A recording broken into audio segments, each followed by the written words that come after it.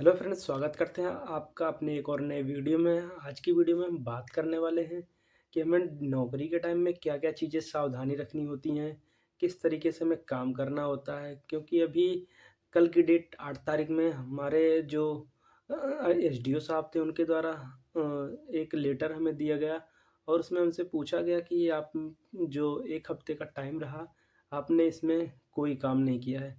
तो लगभग 2 हफ्ते हो गए, अभी तक छुट्टी नहीं मिली और कपड़े वगैरह भी गंदे हैं और देख रहे सैलून वगैरह भी नहीं जा पाए हैं। तो लगभग हमने 2 हफ्ते लगातार ड्यूटी किया, लेकिन अधिकारी 1 हफ्ते बाद हमसे माँगता है डाटा कि आपने पूरे वीक काम नहीं किया और वो उस चीज़ की समीक्षा कर रहा है जो उनको लिखित में मिला है। जिससे अधिकारी को लिखित में मिला कि आप आईडीएफ पे काम कराइए, तो आप हमसे आईडीएफ पे काम लीजिए। लेकिन वो आईडीएफ के साथ-साथ में 19-12 हो गया, एप्लीकेशन वगैरह हो गए, एक्सेप्शन केस हो गए और भी आईजीआरएस वगैरह पे भी काम करवा रहे हैं। जो चीज़ें आप मौखिक पे काम करवा रहे हैं, उसको आप लिखित में नहीं दे रहे हैं और जो चीज़ लिखित में ले रहे हैं, उस पे आप काम नहीं करवा रहे हैं। तो इस तरीके से उन्होंने हमको एक लेटर जारी किया कि आपके द्वारा इस हफ्ते आपने कोई काम नहीं किया।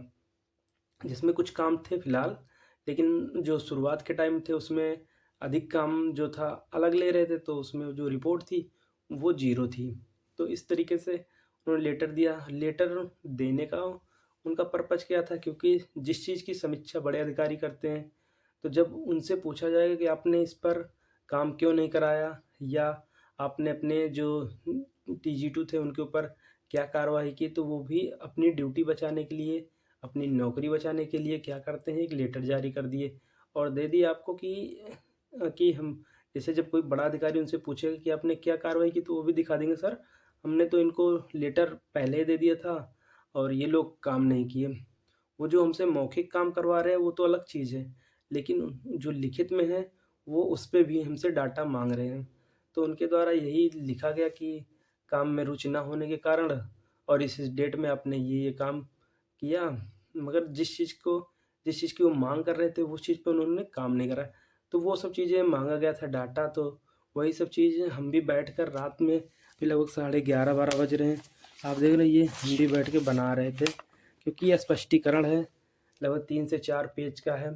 तो अभी ए4 साइज़ हमारे पास कागज़ नहीं है, तो अभी हमने एक ओरली एक रफ़ में ही हमने लिख लिया है। तो कल सुबह इसको प्रेषित करना है, क्योंकि 3 दिन कार्य दिवस के अंदर उन्होंने माँगा है, तो कल हम इसे उनके पास प्रेषित कर देंगे। तो ये सब चीज़ें बताने का पर्पज़ क्या है, सबसे पहले ये जान लेते हैं। जब हम कहीं जॉब कर रहे हैं, चाहे हम गवर्नमेंट जॉब कर रहे हैं या प्राइवेट जॉब कर रहे हैं, कोई भी काम कर रहे हैं, हमको सबसे पहले अपने पास एक रजिस्टर होना चाहिए। उस रजिस्टर में हमें डेट वाइज़ हर एक काम को लिखना है, जहाँ पे हम जॉब कर रहे हैं। यदि हमसे कोई अधिकारी या हमारा सुपरवाइज़र है, कोई भी हमसे कोई भी डाटा माँगता है कि आपने इस डेट में क्या काम किया है, या जो भी हमसे डाटा माँगा जाए, हम उसको वहाँ से तुरंत या 1 दिन बाद उनको हम दे सकें कि हमारे पास ये डाटा है, हमने इस दिन ये काम किया था। ये सब चीज़ें नौकरी में आने से पहले हमको जानकारी होना अति आवश्यक है, क्योंकि जो अधिकारी होते हैं, वो भी अपनी नौकरी बचाते हैं। वो भी सोचते हैं कहीं हमारे ऊपर ना आ जाए, इसलिए वो अपने जो छोटे कर्मचारी होते हैं, उनको ही आगे कर देते हैं कि हाँ सर, इनको ये चीज़ें पहले भी बोल के रखें, लेकिन इनके द्वारा ये काम नहीं किया गया।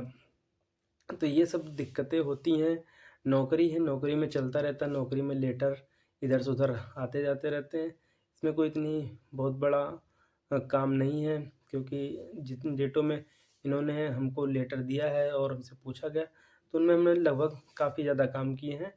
तो इसके लिए कोई दिक्कत नहीं, हमारे पास उसके डाटा भी है, क्योंकि जब पर डे हम लोग जो काम करते हैं, शाम को 5 बजे उसकी समीक्षा होती है।